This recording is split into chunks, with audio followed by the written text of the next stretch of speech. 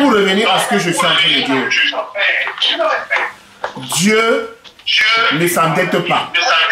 Dieu ne prend pas de crédit. Il est écrit dans la parole de Dieu. Là où 2 ou 3 sont unis, il est là. Aujourd'hui, ne comprend aujourd'hui. C'est-à-dire que quand j'ai vu cette histoire de coronavirus, je me rends compte de la grâce que Dieu nous donne d'adorer Dieu dans nos maisons. Est-ce que vous vous rendez compte que dans la dérogation que le président a donnée, on peut sortir, vous allez me reprendre si je me trompe, on peut sortir si on a une urgence pour la santé, on peut prendre des courses, on peut aller chercher des courses de première nécessité, on peut aller visiter nos parents ou des personnes âgées, des personnes fragiles, on peut aller travailler si on ne peut pas faire du télétravail. Et pour finir, il y a autre chose, on peut sortir même promener son chien. On peut sortir promener son chien, les animaux de compagnie ou faire du sport, mais il faut rester séparé. Dans cela, il n'y a pas une autorisation pour aller à l'église. Pourtant, le président a dit que les églises restent ouvertes. Mais les gens ne vivent pas dans l'église. Donc tu quittes de chez toi pour venir à l'église. Ça veut dire que ma soeur Tilde, ma soeur Annick, ma soeur Mebel, si en partant de chez toi pour venir ici, là, adorer le Seigneur, si tu tombes sur un contrôle de police, tu dois justifier du papier. On va te dire que tu vas où? Si tu dis que tu vas à l'église, on va dire que ce n'est pas une nécessité. Tu vas prendre 135 € d'amende. Ce n'est pas de la rigolade. Donc, vous comprenez comment Satan a déguisé les choses. Vous voyez le déguisement des choses. On donne tout, mais Dieu n'est jamais devant. Dieu n'existe pas. Tu peux aller manger, tu peux faire un certain nombre de choses, mais tu ne peux pas adorer ton Dieu. Donc, quand vous voyez ce qu'on est en train de voir, cela dit que l'heure arrive où vous allez devoir développer dans vos maisons les cultes de maison. Où vous allez devoir prendre vos enfants, prier avec eux, parce que les temps difficiles arrivent. Même si vos maris n'ont pas encore donné leur vie au Seigneur, je crois que cela va arriver. Mais les signes comme ça, ces signes, ces moments-là, c'est le moment qu'on a connu au temps de la persécution au début de l'église. C'était très compliqué. Où les gens ne pouvaient pas adorer dans les synagogues. Et les gens se cachaient pour adorer le Seigneur. C'est très important. Parce que, je veux même vous dire ça même en vous tapinant. Regarde ma soeur Mebel. Elle est prise par le travail. Elle est beaucoup prise par le travail. Certaines personnes parmi vous ne peuvent même pas venir le dimanche. Mais pourtant, le coronavirus a fait que vous êtes chez vous. Vous n'allez pas travailler. C'est la vérité. Vous savez, la Bible dit que vous connaîtrez la vérité. Et la vérité vous rendra libre. Regardez que tu te lèves le matin pour aller travailler. Tu travailles de lundi à dimanche. Ou le moment où tu vas adorer ton Seigneur, tu ne peux pas. Parce que tu travailles. Maintenant, le Seigneur est en train de te montrer que tu vas te reposer. Vous savez, cet arrêt va être un repos pour certains. Quand un fléau arrive quelque part, pendant que tu es chez toi, réfléchis. Prie. Dis que Seigneur, pourquoi cette chose est arrivée dans cette nation? Pourquoi cette chose est arrivée dans ma famille? Et réfléchis pour que le Seigneur te parle. Parce que certaines situations, quand elles arrivent, le Seigneur permet que cela arrive pour attirer notre attention. Maintenant, la chose qui se passe ici, nous voyons la panique. Il y a une panique. Il y a une panique dans l'église. Au point où des pasteurs sont en train de se demander comment les dîmes et les offrandes vont rentrer. Ils envoient les rives à leurs chrétiens pour dire que vraiment, vous n'allez pas venir à l'église, mais n'oubliez pas vos offrandes. N'oubliez pas vos offrandes. Ils envoient des rives. Mes soeurs, mes frères, c'est vraiment pathétique. C'est terrible. C'est grave. Qu'est-ce que Dieu dit dans Jérémie 2:8? Jérémie 2:8.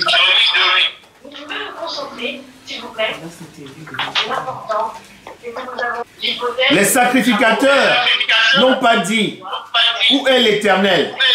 Les dépositeurs de la loi ne m'ont pas connu. Les pasteurs m'ont été infidèles. Les prophètes ont prophétisé par Baal et sont allés auprès de ceux qui ne sont d'aucun secours. Bien-aimés, pour vous dire encore que l'église dans laquelle nous sommes, quand je vous parle de l'église, je parle de l'église universelle, est médiocre. Vous savez où je vais montrer la médiocrité? Est-ce que vous avez déjà vu Jésus ou un de ses apôtres, où vous avez lu que Jésus ou un de ses apôtres, pour s'approcher d'un malade, a mis un masque, a mis des gants pour s'approcher du malade? Est-ce que vous croyez qu'en ce temps-là, dans leur temps, il n'y avait pas de virus, il n'y avait pas de peste, il y avait déjà ces maladies? Mais ces gens avaient tellement un degré de foi. C'est-à-dire qu'ils approchaient le malade pour le guérir. Ils n'avaient pas peur d'être contaminés. Mais regardez, vous et moi aujourd'hui, il faut se dire la vérité. Même moi qui vous parle, si je sais qu'une personne est malade, je ne vais pas aller vers cette personne. Je vais prendre des précautions. Maintenant, si je ne sais pas, c'est Dieu qui me garde. Est-ce que vous comprenez? Maintenant, vous imaginez que si je dois prier pour quelqu'un, la personne est malade, je ne vais pas mettre des gants. C'est interdit. Vous ne verrez même pas un pasteur. Pour des pasteurs qui ont fait des guérisons miraculeuses, tu ne verras pas un pasteur mettre des gants pour imposer les mains à un malade.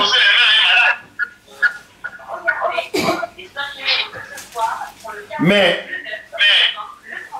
mes soeurs, mes frères, pour tous ceux qui nous écoutent, c'est que l'église de ce siècle est complètement en faillite.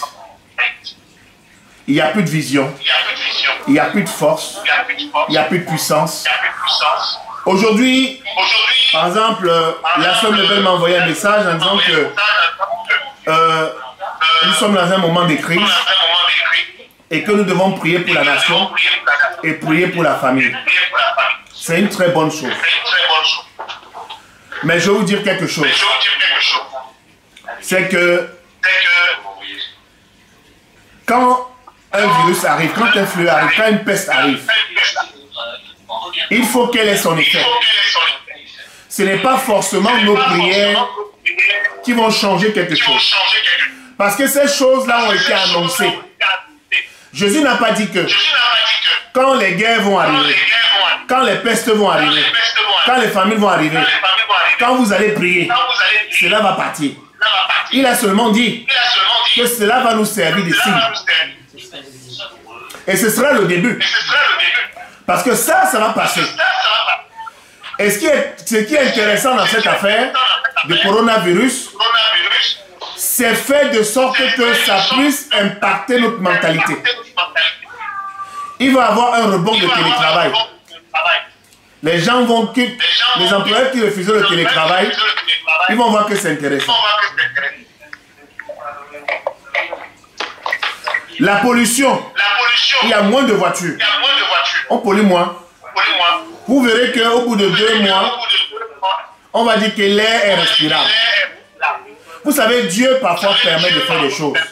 Et ces gens qui ont laissé échapper ce virus, parce que c'est l'humain qui a conçu ce virus, qui ont laissé échapper ce virus, ils l'ont fait exprès, ils savent pourquoi ils l'ont fait. Regardez que ce virus attaque beaucoup de personnes qui sont fragiles. Ça prend les enfants, mais les enfants sont plus immunisés. On se sépare des vieillards. Vous n'allez pas toucher vos retraites. Vous n'allez pas toucher vos retraites. À 60 ans, tu meurs. Parce qu'il y a même des gens de 50, 55 ans qui meurent. Il y a des gens de 50 ans qui meurent. Donc, tu vas mourir, tu ne vas même pas toucher ta retraite. On est trop nombreux. D'après les statistiques, nous allons atteindre 9 milliards. Il n'y aura pas assez à manger. On va réguler la population. Mais je vous dis, mes soeurs, dans ce qui est regardé dans cette affaire, c'est l'Église qui est visée. C'est l'Église qui est visée. C'est ta famille qui est visée. C'est ton travail qui est visé. Ce sont tes enfants qui sont visés. Parce que si tu ne peux pas voir ta soeur, ton frère, prier ensemble, heureusement qu'on a ce réseau pour prier. Je vous donne un exemple. Ma soeur Adélaïde, elle n'a pas Messenger. Parce qu'elle n'a pas installé l'application. Parce que si tu installes l'application Messenger, l'installation Messenger va fliquer un certain nombre de choses. Parce que ça va dans ton répertoire. Vous comprenez? Donc, c'est eux qui ont leurs applications. Donc, le système veut que on nous amène à réfléchir de la même façon, qu'on fonctionne de la même façon. Si on dit confinement, c'est confinement. Si on dit que personne ne sort, personne ne sort. Si on dit que tu dois sortir avec un papier et ta pièce d'identité, tu sors avec ton papier et ta pièce d'identité. Si on dit que couvre-feu 22h, couvre-feu 22h, on s'en fout si tu vas adorer ton Seigneur ou pas. Et ça, c'est la force que Dieu a laissée à Satan. Et nous sommes là pour voir cela. Pour dire que nous sommes à la fin des temps. Et cela doit nous servir de leçon.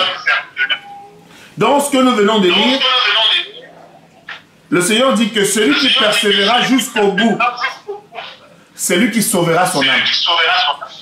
Parce que les situations vont être très, très, très difficiles. De plus en plus difficiles. Avant-hier, c'était hier, la sœur Annick disait qu'elle est épuisée dans son travail. Parce qu'on les a réquisitionnés. Il y a plein de médecins qui sont épuisés. Il y en a qui sont même contaminés. Parce qu'ils n'ont même pas de protection. Pour venir secourir ceux qui viennent soigner. Vous entendez parler de guerre, de bruit de guerre. Gardez-vous d'être troublés. Car il faut que ces choses arrivent. Matthieu 24, verset 6. Mais ce ne sera pas encore la fin. Ce qu'on vit là, la France n'a jamais vécu ça. Ça, c'est les temps de guerre. Le président Macron a dit, je crois qu'il a dit ça au moins 6 ou 7 fois. Nous sommes en guerre. Nous sommes en guerre contre un ennemi invisible. Mais lui connaît cet ennemi-là. Moi aussi, je le connais. Mais il y a les gens qui ne le connaissent pas.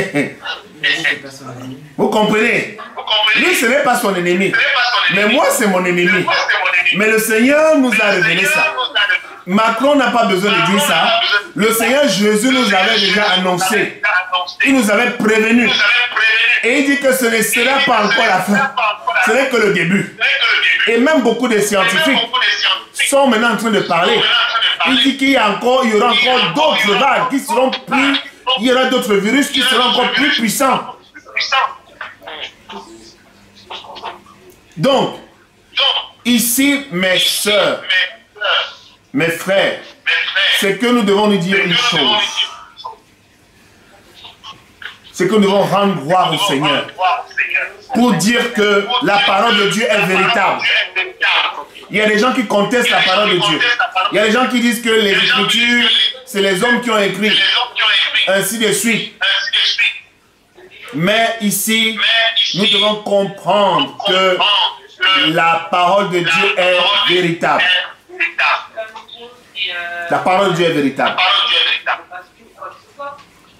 Donc nous devons absolument nous dire une chose, rester fidèle au Seigneur. Amen. Restez fidèle au Seigneur. Le Seigneur nous a confinés. Nous devons obéir aux règles du confinement. Ce n'est pas un problème. Le Seigneur a permis que cela arrive. Que chacun d'entre nous, étant chez soi, réfléchisse. Puissions prier ensemble. Puissions prier pour la nation. En même temps, ceci nous permet de voir que les églises, bâtiments, ce n'est pas ce que le Seigneur Jésus nous a appelé faire.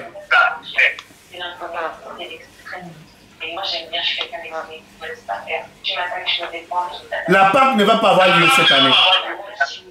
La fête de Pâques. Les gens ne vont pas manger les agneaux. Les agneaux. Les agneaux cette année ne vont pas être égorgés. Les agneaux cette année ne vont pas être égorgés. La place Saint-Pierre à Rome va être vide. Vous vous rendez compte? Le virus. Et on dit que c'est juste... non, c'est un microbe. Non, c'est très spirituel. C'est très spirituel. Parce qu'un simple truc a arrêté le monde. Les États-Unis ont fermé leur territoire à tous les pays. Les États-Unis d'abord, première puissance mondiale. Ils ont fermé les territoires à tous les pays. La France ferme son territoire à tous les pays. Le Cameroun ferme son territoire à tous les pays. Le Gabon ferme son territoire à tous les pays. Donc, le Ghana, je ne sais pas si la Côte d'Ivoire aussi a fermé tous les pays. Tout le monde s'isole. À cause d'un virus. Et on dit que c'est simple. Non. Nous n'avons pas fait des hautes études de médecine, mais nous avons le Saint-Esprit qui nous enseigne. Et nous avons Jésus-Christ qui nous avait parlé. Il nous avait dit annoncer ce moment. Et je vous dis que vous devez être fiers, mes soeurs. Quand j'ai vu des pasteurs parler d'argent, je les ai vus inquiets. J'ai dit que Seigneur, je te bénis. Parce que tu m'as donné un travail. Parce que j'ai dit que si mes soeurs ne sont pas là demain, parce que vous savez, si on était 100 personnes et que je vivais des offrandes et que vous vous dispersez comme ça, je serai en train de vous envoyer des rires. Pour que je laisse pas appeler la sœur Annick, la sœur Tigre, mes sœurs partout. J'ai dit que vraiment, je ne veux pas vous voir ce dimanche. Vous venez à l'église ce dimanche? Non, je ne viens pas. Ouais, l'argent, les dîmes, les offrandes. Parce que tous les dimanches, il faut mettre l'argent dans la caisse. Et c'est les pasteurs d'aujourd'hui qui sont feignants vivent de ça. Et Dieu les a mis à la disette. Il dit qu'ils ne vont pas manger. Vous aimez trop manger. Vous n'allez pas manger. Vous n'allez pas manger. Les brebis ne sont pas vos brebis. Les brebis sont les brebis du Seigneur. La preuve maintenant, à cause de ce qui se passe, il y a même un pasteur qui s'est plaint. Il dit que maintenant ces chrétiens écoutent d'autres pasteurs sur Internet. J'ai seulement dit, j'ai failli répondre. J'ai dit que mais les chrétiens écoutent déjà tellement d'autres pasteurs. Tu ne vas pas trouver un chrétien aujourd'hui qui n'écoute qu'un pasteur depuis qu'il y a Facebook. Les chrétiens écoutent tous les pasteurs. La Bible dit qu'ils se sont donné une foule de docteurs. Tu écoutes tel, il t'enseigne ça. Tu écoutes d'autres, il t'enseigne ça, déforme ta tête. Tu vas là-bas, tu écoutes ça, ça déforme ta tête. C'est ça les avantages et les inconvénients des réseaux sociaux. Mais ça doit vous donner une assurance que adorer le Seigneur chez soi, c'est une très bonne chose. Amen.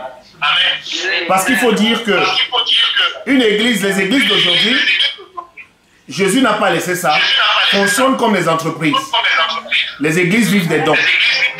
Donc s'il n'y a pas d'offrande, on ferme. On va parler comme ce pasteur qui a envoyé un courrier à sa banque pour dire que parce que c'est la banque qui a prêté l'argent pour qu'ils achètent l'église. Donc il a envoyé un courrier pour dire que vraiment, conformément à ce que le président a dit, reculer les charges de 6 mois. Eh Seigneur. Non, on est en train de dire que Dieu a endetté.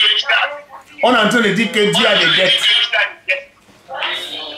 Qui lui a dit d'aller emprunter l'argent pour acheter un bâtiment? Maintenant, ils envoient des rives pour des virements. Prenez-le pour terminer.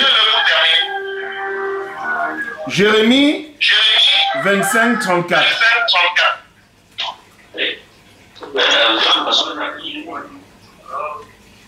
Gémissez, pasteur, et criez. Roulez-vous dans la cendre, conducteurs de troupeaux, car les jours sont venus où vous allez être égorgés. Je vous briserai et vous tomberez comme un vase de prix. Alléluia. Vous tomberez comme un vase de prix.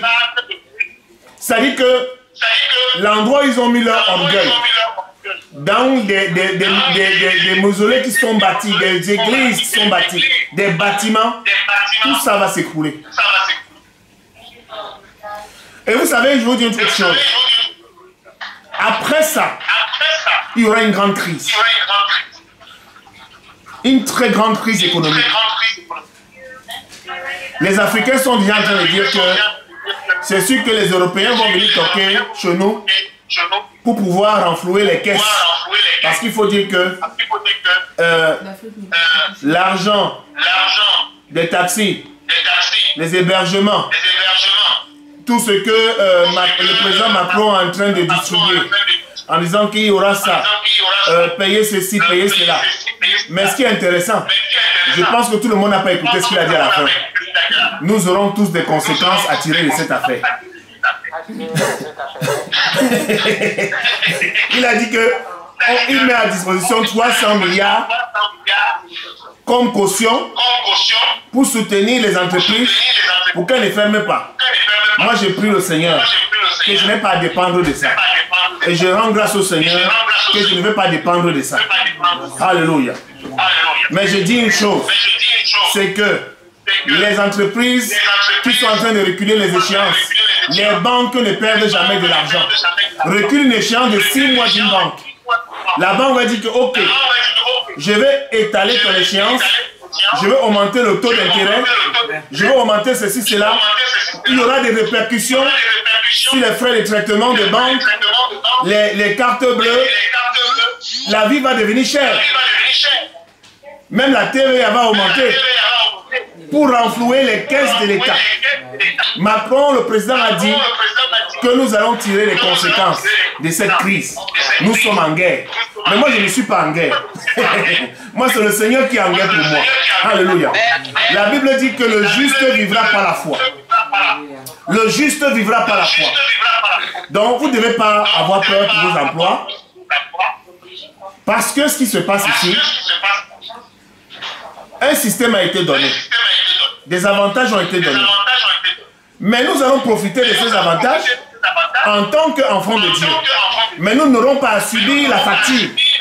Parce que nous ne sommes pas responsables de ça. Nous ne sommes pas responsables de ça.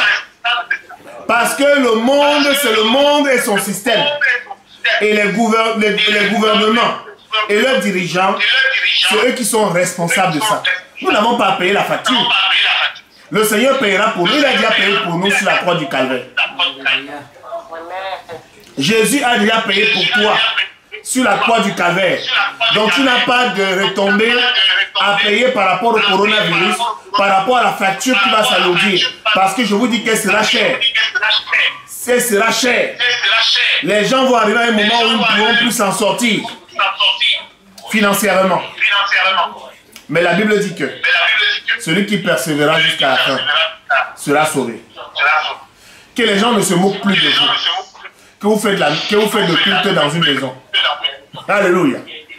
Que les gens ne se moquent plus de vous. Que vous faites des cultes dans une maison. Parce qu'aujourd'hui, les églises sont fermées. Alléluia. Les églises sont fermées. La Bible dit que vous êtes le temple du Saint-Esprit. Personne ne peut te fermer. Personne ne peut te fermer. Personne ne peut empêcher que tu adores ton Seigneur.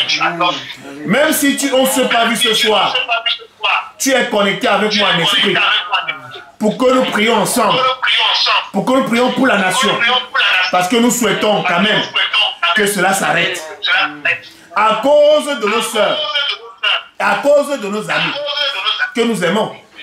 À cause de nos parents qui ne connaissent pas le Seigneur.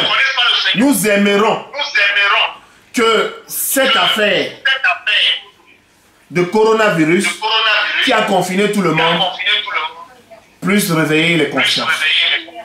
Mais moi, je ne suis pas inquiet. Je ne suis pas troublé.